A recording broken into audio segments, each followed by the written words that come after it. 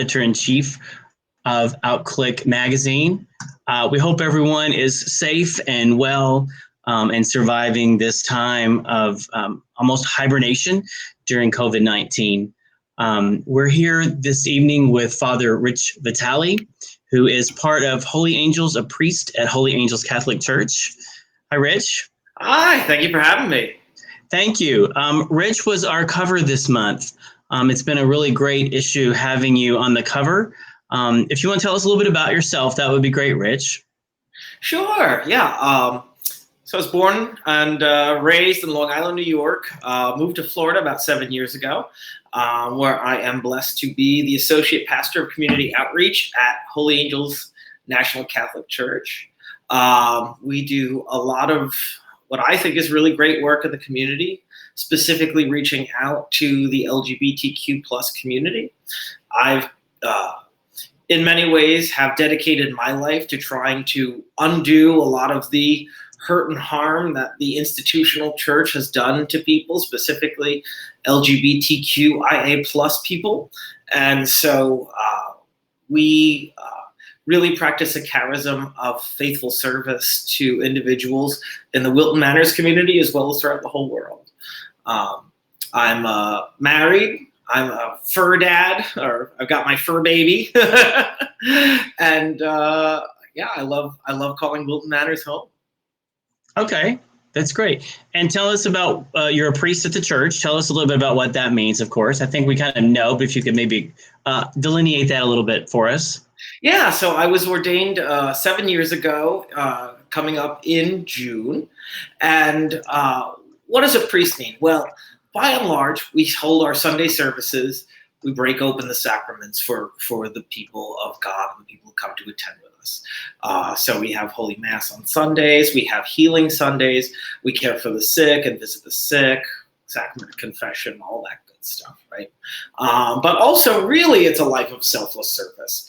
And so that means listening to and developing an ear that is keenly attuned to the needs of the people and trying to deliver those needs in the same way that Jesus did when he walked the earth.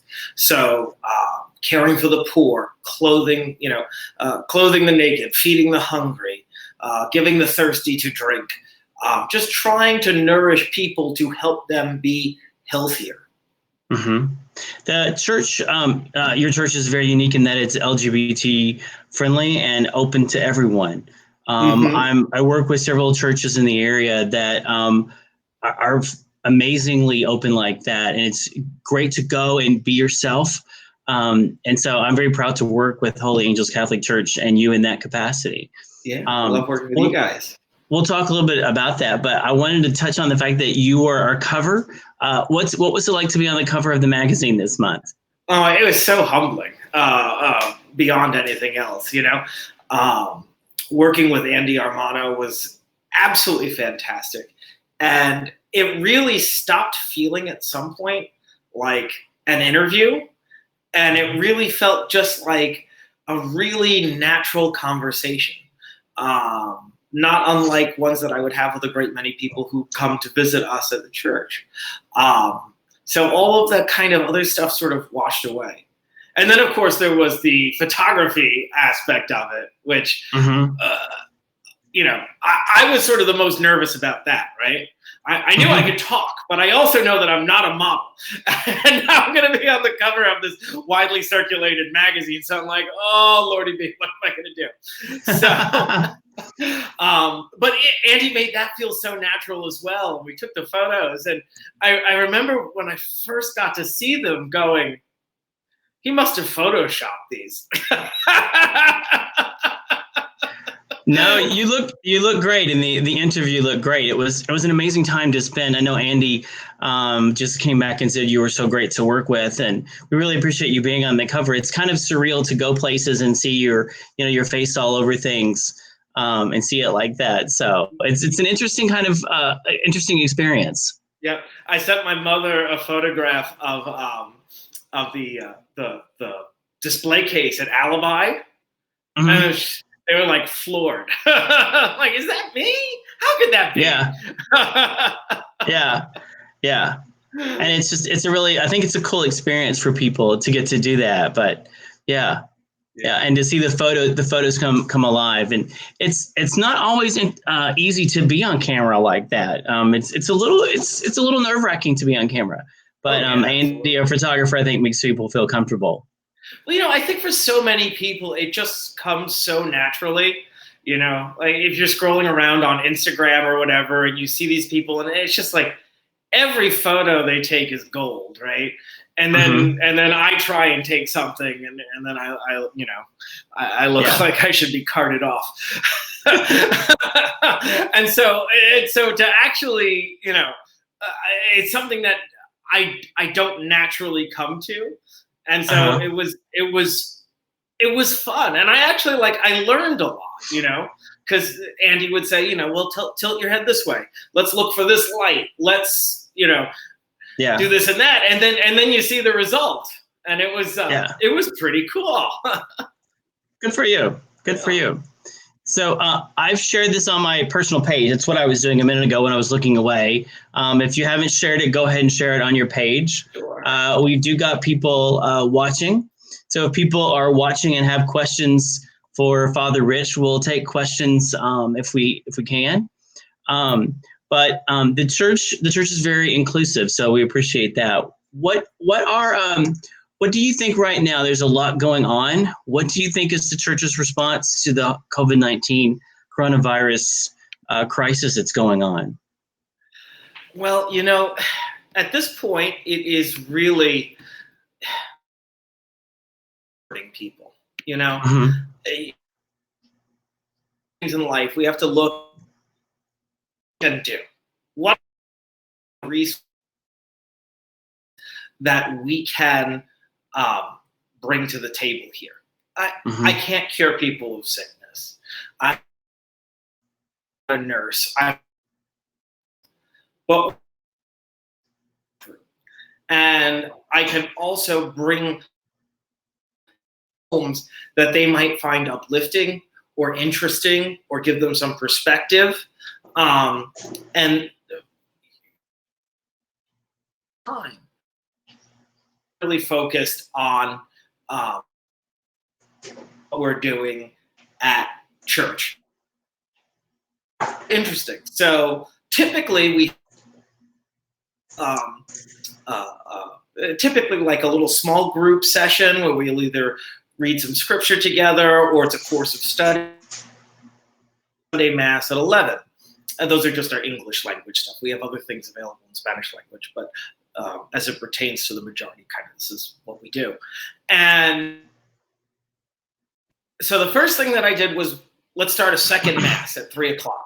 So on Sunday we started a second. Nobody's coming into the church except for essential people to help work the camera. And we're doing Mass now 3. And with other study and things to sort of think about, meditations happening throughout the course of the week as well. And we are bringing in so many people, and we're reaching so many new people. Not only do we have our core group participating, but now it's become a global ministry, particularly beyond that. Because of it, so many people are now reaching out, again, from. And so they're looking for comfort. They're bringing their story. I used to love going to church. I wasn't welcome anymore. And then,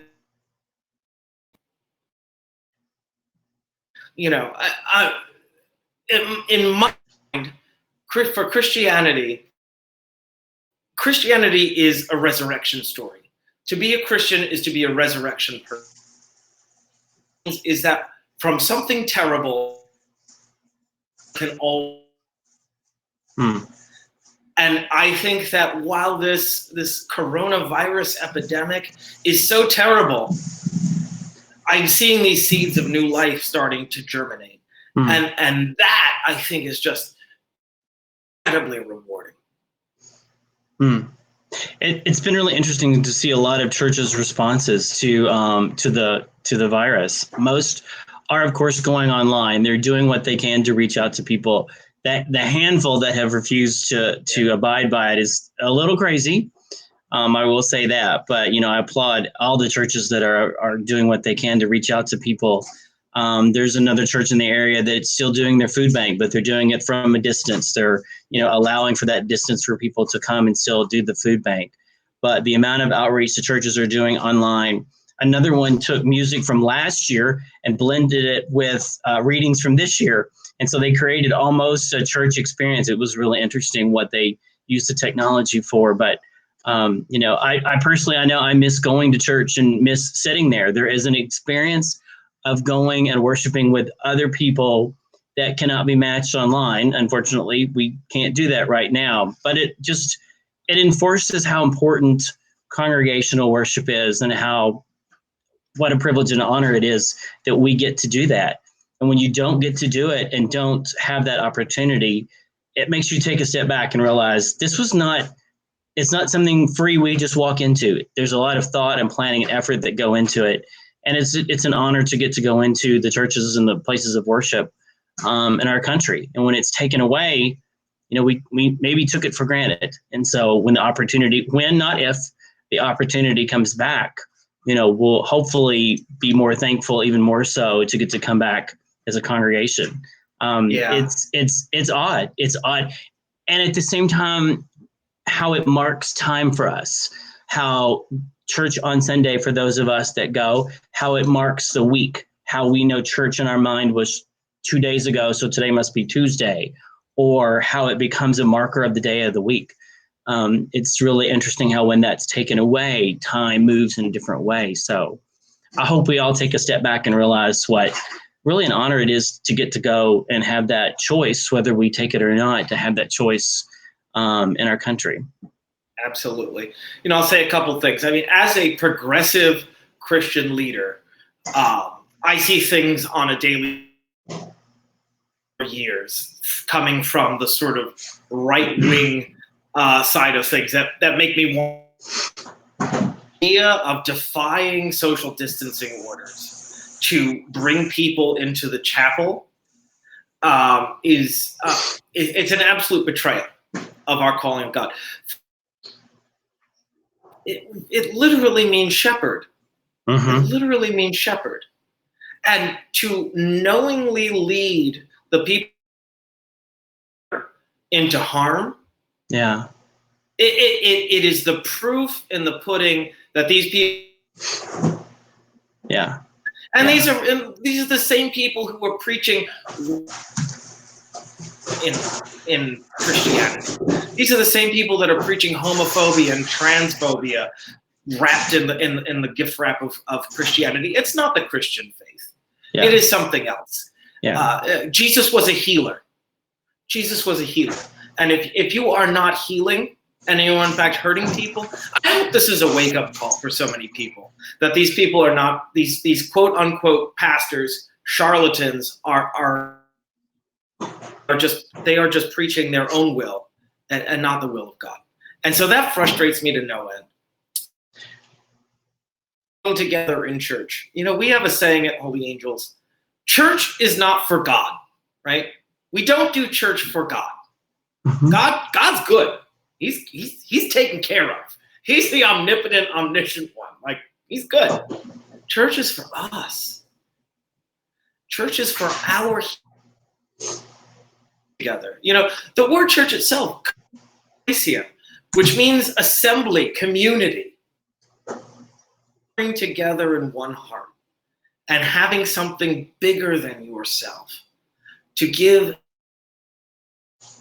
And so it breaks my heart together, and for countless other people around the world, it is just this edifying, grace-filled experience. And anything comes from this. Move to this sort of digital platform. People are maybe getting a taste of that connectedness that a church can give. And maybe it starts to make them feel that spark of something that they may have been told years down the road that they not huge in the evangelization anything, but I do know that people have a longing to feel connected to a world that is just so filled with loneliness right now. Yeah. Yeah. And it's felt, and it's only been a short time since this started in the grand scheme of things of what could be. And so people are going to be looking for more and more ways to connect. And the church, I think, has a unique opportunity now, even more so, to connect people in more creative ways. And I think those, it remains even more so to be seen. Mm-hmm. And the use of technology is there. Absolutely. I think we were feeling lonely before this. Mm-hmm. And now we're all, for the greater good, trapped in the house. Mm-hmm. And so just being able to have are loved is for the human soul, for the human psyche. Yeah. What do you think is God's bigger picture or plan for this? And that's such a difficult question. Do you have any sense of God's plan for this and our planet? And it's almost nearly impossible to predict at this point, but well, I always hesitate to say this is what I think God's plan is. The God that I believe in, I always gravitate to the lines of scripture that I say, though there was a fire, God was not in. Earthquake, God was not in. I believe God creates this beautiful thing we call mm-hmm. and it keeps itself in balance. So I don't know so much that there is a plan, because that almost God said. I'm hesitant to declare. That's more the people who are in the everybody still come to church camp. Gotcha. But this is what I do think. I do think opportunity for us to wake up. We are taking this planet for granted. Yeah.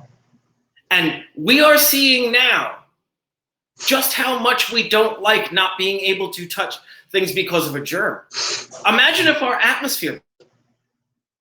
Imagine if anything, we don't like it. Imagine if the sea starts to rise and flood us out. Mm-hmm. Imagine if we go from being trapped in our homes to losing our homes. Mm-hmm. Or our water systems become undrinkable. Or our water becomes undrinkable. Mm-hmm. Think about the disruption.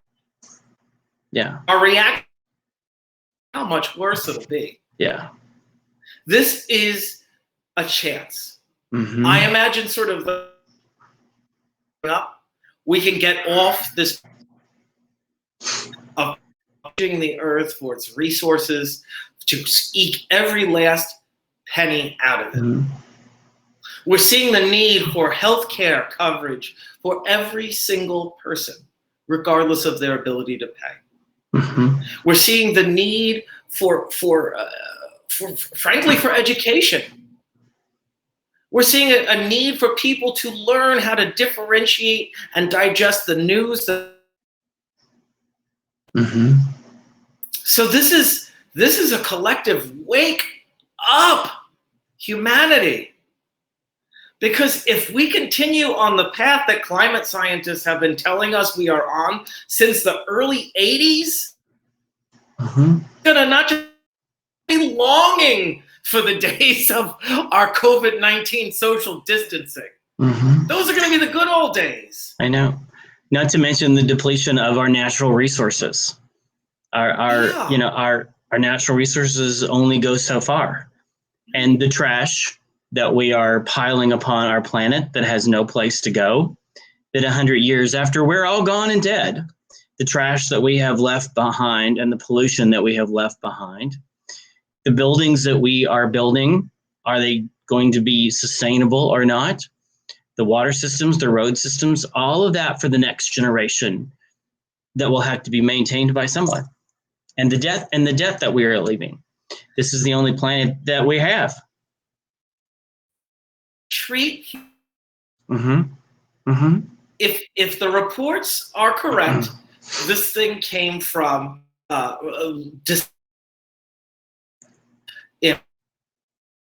human beings eating bats. Mm-hmm. Standing mills. Mm-hmm.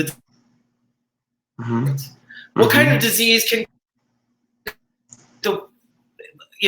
these labor camps, or what kind of diseases can come out of these?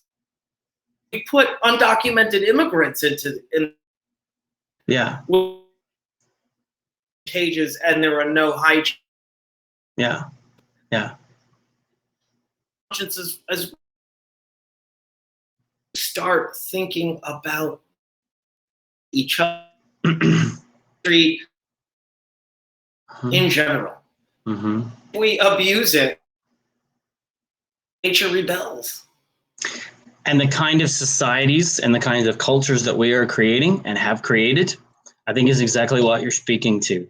It's who we are not as just America, but who we are as every culture on the planet, and how we are treating each other. Absolutely.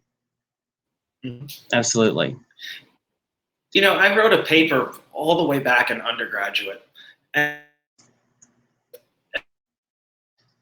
class. And I remember that taught one of the fundamental assumptions of economics is that people were rational decision makers. Mm-hmm. That given all the information, people will make rational. I said to myself, and I was 18 at the time, what? That doesn't seem right. Yeah. And so I wrote this paper, and I got to thinking about it, that when benefit versus a long-term cost, or the other way around, a short-term avoid a short-term cost versus a long-term benefit, there's no greater recipe for making really poor decisions. Right. Because I think it's wired in our head that we take care of the here and now. Yeah. And I think what we're starting to see is that this profiteering is really going to destroy us. The short-term money that we make from, coal and oil and fracking and all of these other things is not worth the long-term cost. Right. It really is. Right. And so, point as to whether or not plan, but I think there's a lesson. There's definitely a lesson. Do. Yeah. I think there's a lesson. Yeah. There's a lot of lessons to be learned. It's something to definitely step back and think, how appreciative we should be of everything from the natural resources that we have, the arts and culture that we have. I mean, the preservation of everything from Bach and Beethoven that we're preserving, and the symphonies and the choirs that sing that music and that keep that music alive, to the new productions that are out. And it's a privilege to get to go and see those things, be a part of that art and culture, and those kinds of things that what make us educated and make us better people. Those kinds of things that right now are not there, and there's such a void right now. Without that art, without the culture, without the arts, our culture is very different. We are not the same people, and that void is already being filled. And I honestly, a couple of weeks ago, I drove down to the Broward Center and it was closed up, and I just cried because it's always such a happy place with people, and it was closed. And I know it will be open. I know it will be back, but going and seeing the doors shut was very emotional. I get emotional thinking about it. Yeah. It was very emotional to see the doors closed and see the dates on the windows of the shows that were supposed to be playing. And I thought, maybe, I could have been as part of that. It's very hard to not see that happening when it's always a buzz. It's part of who we are. And that's very personal for me. These things become very personal, and I knew they were, but when they're gone, it's even more so because of how it affects you and the lessons that it teaches you. There's not just, the shows are not just entertaining. Church is not just, for the music. It's how it affects your soul, what it teaches you as a person. And I went to see Groundhog Day, believe it or not, at Slow Burn, and it was entertaining. It was funny, but at the end, it had a message that helped me want to be a better person. And I got that out of Groundhog Day. And those are the kinds of things that if we lose as a culture, there's going to be some repercussions in the arts that gives us. Going to the symphony and what it just does for your soul to go and hear that kind of music. We need that. We've got to. We will figure out a way for that to come back. But yeah. I was once told. I hope it's true. Apparently, during the Second World War, Winston Churchill for the arts in Great Britain, and one of his defense ministers or something came up to him and said, "Mr. Churchill, how could you be creating a grant for the arts?" And I believe Churchill's response was, "Well, if we're going to sacrifice the arts, then what are we fighting for?" And I don't know if that's legend or true or a bold-faced lie. I have no idea, but I understand it. The point, though, I think, yes, it is certainly a loss that the Broward Center is closed down and the Museum of Discovery and Science is closed down. But human spirit is indomitable. And I think that this time has, in certain ways, democratized the arts in a way like it never has before. And I have had the opportunity and listen to people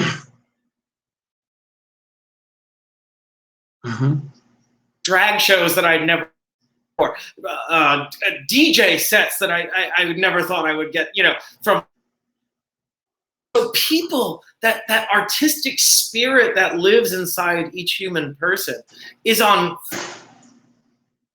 touch of my fingertips. And these were all things I just simply ignored before now. And now I get things that I never have. And so I think, again, that this idea that from bad can come good. And I love it. I love seeing this incredible artistic expression. And not only the people responding with the greatest generosity to help and assist those performers a period of economic loss. And that to me is so hope and I found I have a piece I play on the piano every year on my birthday called My Tribute by Andre Crouch, and the arrangement is by Dino Kartsonikis, and he's been arranged piano forever, and I always play it on my birthday. I played it on the video, and I had for some reason never looked at his Facebook page. And so, of course, through this, I found his Facebook page, and now I'm watching his live videos and watching him play live. And so someone that I've been, playing his music for 25, 30 years, and now sitting down and watching him play live, it's touching. And I don't know that I would have done that. And I think, well, why wouldn't I have before? But for whatever reason, now it's making that connection. And now I'm tagging my piano teacher from years ago, and their handbell videos I'm seeing. I'm tagging all the people that I used to play handbells with. And, you're just sort of creating this network that I had never thought of before. And it's forcing me to sit down and go, who are these people that, and I texted someone that was a mentor for me today. And I said, I just let you know, I'm thinking about you. You were always a model of leadership. And she wrote back some very nice comments. We have a conference call set up on Monday.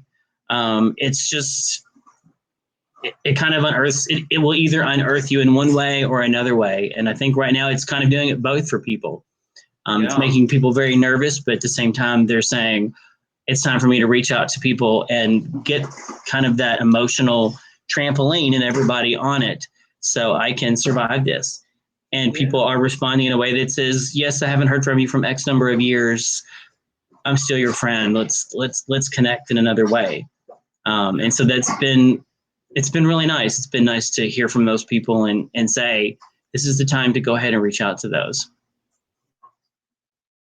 In ways that I have not before.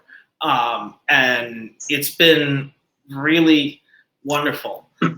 In some ways, being confined to my home has made me more global than now I'm interacting with and having these great conversations with people from all around the country and all around the world. And we're playing games together and whatever it might be. And it's not the people you think at the top of your head would become your core group, but so many people who I maybe only knew tangentially or never met before. Now all of a sudden we're chatting and corresponding and FaceTiming or whatever. I don't think I'd FaceTime more than twice before. And now I'm FaceTiming multiple times a day with people. And it's so much fun. And I know, at least for myself, I lose that sense. I don't feel trapped in those moments. Not, I feel connected. About the arts, art aims inside a person's heart to whoever the audience might be. And I think that we are doing that on a global scale, thanks to the power of all of these video conferencing functions. Really, really, really beautiful. Yeah. Yeah. There's, I forgot what I was going to say. There's, well, I lost my train of thought, but yes. Oh, the video, the texting, everyone for some reason texts all the time. It's constant texting.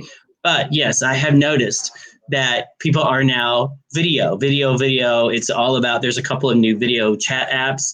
People are on in little rooms and I FaceTime with people. It's the craving for actual interaction. And it's been a nice turn to see that. It's been a nice turn to see, the interaction to do it this way. But yeah, and I've got some video interviews coming that I wouldn't have done because maybe I'm afraid of the camera or whatever. And I thought I needed to start doing it. I need to start talking to people and reaching out and doing this. It's kind of pushed me push the boundaries of my comfort zone to just get out and do it. And why not? Why not? It's time to do it. A few years ago, this is going way back, my grandfather pulled me aside and he goes, "Richard, explain." And I said, "Well, Grandpa, you go on your phone and you enter in a certain amount of characters of, written word, and you hit send, and it goes out to whomever it is you intended to send it to." And he goes, "Oh, in my day, we called it Western Union." Yes. So in so many ways, we took a step back from voice communication, from hearing one another, to, adopt this textual. Why? Because it's easier. It's more concise. I can 100 people in the same amount of time. And so it gets to one of the things that I talked with Andy about in my interview for the cover story. We are having more conversations, and I think that is fundamentally what is causing this that we've seen for Zoom, the LGBTQ community. Right. I think that talk to everyone rather than one person may be harmful. Yeah. Right now, because it's the primary way that I view and see the world now. But something that I've been thinking about a lot is, I'm old enough for life before social media. I'm old enough to remember life before the internet. And there was a natural process by which people entered and left our lives. We called it losing contact. And that was okay, right? Now, through this incredible power of social media, not only do we not lose contact with people who are extremely important to us, with every person we've ever met at another part of our consciousness forever, like inside of there's only so many people you can remember. Right. There's everyone from high school to college to graduate school. Every church I've played for, every job I've had, they're all listed, and they're all appreciated people. But keeping track of that many social connections and that many births and marriages and how many pancakes they made that day, and it's a lot to keep up with. It's great to know those people and remember those people and keep up with them, but it's a lot for your mind to remember and a lot of data for your mind to keep up with. But absolutely, and I think we have to this, and I am guiltier of this than anybody, to maintain those most important relationships and not let them suffer for maintaining tangential and even less important relationships. We need to make sure we prioritize. I think our natural inclination is to take those most important ones for granted. And it starts with little things, and then before you know it, you haven't communicated with the most important people for a long time, because you conflate them with like my own self, right? So if I'm putting myself, right? These other people. And so we need to, I think, be very mindful of maintaining those most important relationships. The relationship with your spouse, even. Your closest friends, your confidants, those are the ones you got to be real conscientious of. Just because somebody who you met online a couple weeks ago is texting you and wants to know how your day is and all this and other stuff, that's wonderful. But perspective. Well, do you have any closing words of encouragement for people that are watching? I really appreciate your time, Rich. What are some closing words of encouragement that you have for people who are watching? I would say this. This is going to pass at some point. It's not going This too shall pass. This too shall. So what can we do to make it meaningful? Okay? This is an unprecedented opportunity to slow down and take an inventory. What do I have in my life? What do I want to take forward with me? And condo, right? Does this spark joy? This is your chance to get rid. Do not spark joy. So if I could give you one piece of advice, figure out how you want to. The things that. When was the last time you expressed gratitude for those things? Who were the people you were grateful for? And when was the last time you called them up and told them, I love you. I am grateful for you. Thank you for your presence in my life. You have the time. You don't have meetings. You're working from home. You're not commuting. This is the chance. This is the chance we've all been waiting. It really stinks that it had to come at this expense, but we can't change that. What we can change is how we react to it. So rather than let this be just a period of horrible trauma, let's try to make it a period of profound growth and grace. And I think that's the best way we can react to this. There's one of my favorite verses is Ecclesiastes 3:1-8, that there is a time for everything and a season for every activity under the heavens, a time to be born and a time to die, a time to plant and a time to uproot, a time to kill and a time to heal, a time to tear down and a time to build, a time to weep and a time to laugh, a time to mourn and a time to dance, a time to scatter stones and a time to gather them, a time to embrace and a time to refrain from embracing, a time to search and a time to give up, a time to keep and a time to throw away, a time to tear and a time to mend, a time to be silent and a time to speak, a time to love and a time to hate, a time for war and a time for peace. And I think there's a lot of wise words in that for now. Absolutely. So, and they might be occurring both at the same time. Right now. That's true because of the network of things that we have going on. So Thank you for your time. Thank you Oh my for the gosh, thank you so encouraging much for words. having me. Yes, this has been great. So look for Father Rich on the cover and on the magazine. There are paper copies actually still out. We did print. They're digitally online on our website, outclique.com. And just look for us online. Thank you again for everything. Thank you. Take courage, everyone. Thank you.